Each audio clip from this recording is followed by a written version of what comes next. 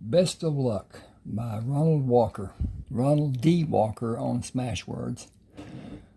This is a story about a doctor who was recruited quite forcibly into the Army after he graduated and had a few clinical experiences, never an internship. Most of what his clinical stuff was surgery, and it was what he wanted to be involved in. And the Army recruiters who came all but bashed him in the head to get him to go with them. And he served. Then he got to be a participant in the, as Grant put it, great struggle, the American Civil War. How they can consider it civil. There's nothing civil about war and killing people. And they did it over and over and over. He was a gun enthusiast. He loved quality in everything. And served through the war, was attacked several times in the hospital that he ran by people who didn't want him living. He was able to keep many people alive, and so the doctors were targeted, and his was the closest field hospital to every battle.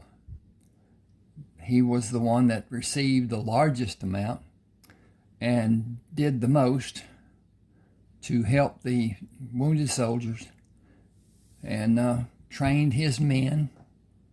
They performed sometimes with his instruction, sometimes with their own abilities, and they were proficient. He had the most proficient incident of life-saving in ratio to those that died of all the many doctors in the Union Army. Most of the field hospitals were nowhere near the battles. They stayed back away from and whatever. I write about this in the stories about Rayford Coleman and Carlton Brisbane, as they were, I guess you'd call medics. That's not what they were called back then. They often did not do what the doctors told them to do and saved lives rather than cutting off limbs and whatever. Samuel Harkness, Dr. Samuel Harkness, was principal doctor to General Grant. He had an assigned doctor, but he preferred to have Sam care for him, care for his men, his staff. And during the war, as I said, he was attacked 9 different times, and each time he killed the people trying to kill him, and his staff did. They all wore a gun during the time that they were working, and were proficient. He was wounded several times. Many times the suffering that he did, he continued working instead of taking time off and having surgeries done and whatever. And when he left the war, after the surrender at Appomattox Courthouse for Lee to Grant, he traveled to Texas and found that his homestead, his old home, was working a cattle and crop ranch farm, and found out that it was Rayford Coleman who owned the ranch. according to the rules of the military, a person who had experience his land was exempt from being owned by anybody else. It was federally protected.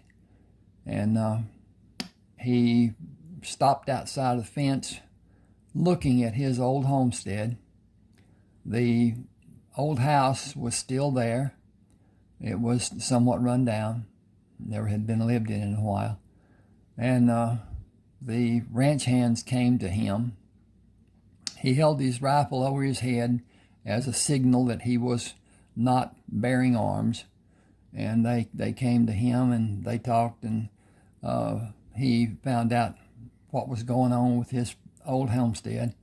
And he went to see Rayford and asked that Rayford take the bullets out that were still in his body. And that was done. He did not trust the other doctors. He had one that was near his spine, and Rayford was able to remove it without incidents and whatever. This goes on in what he did to procure what was buried there on his land, and some of it was gold that he and his two uncles and some other men went to Mexico on a place that their family owned and mined gold, and took it back to Texas, buried it, covered it with beeswax process, and to keep it from being moisturized. And it was still there when he got back.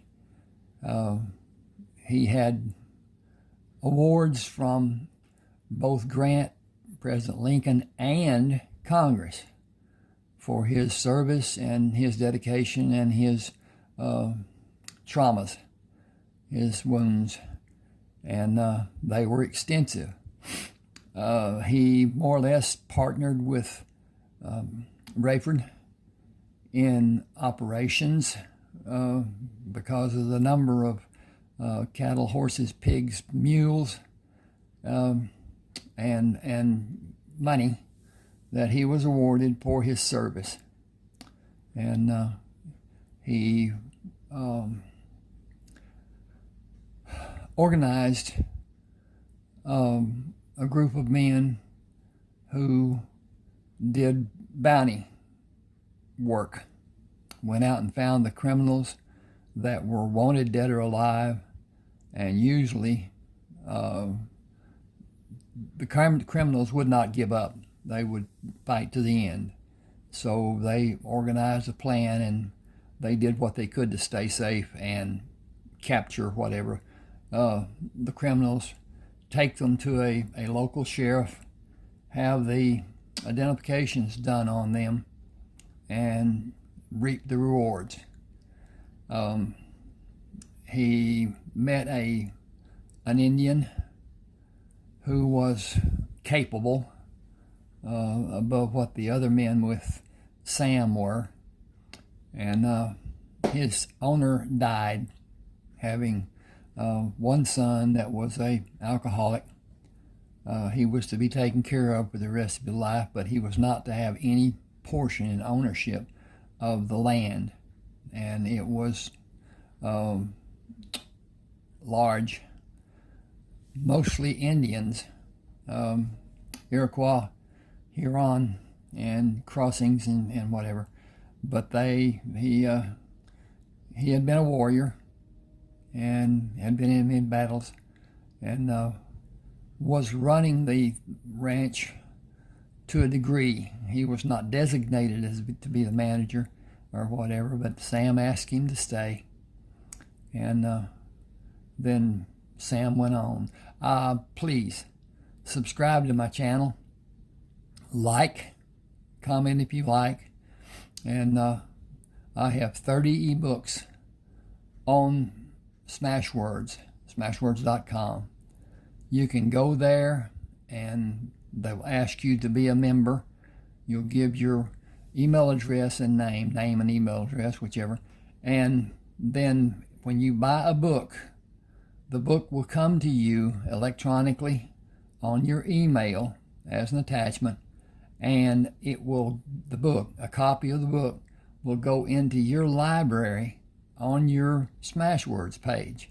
If for any reason you lose that book, lose possession of it, you can go to your Smashwords page, go onto your library, download that book or any other book that you have there for perpetuation, as far as Smashwords being an entity and you're being alive and whatever.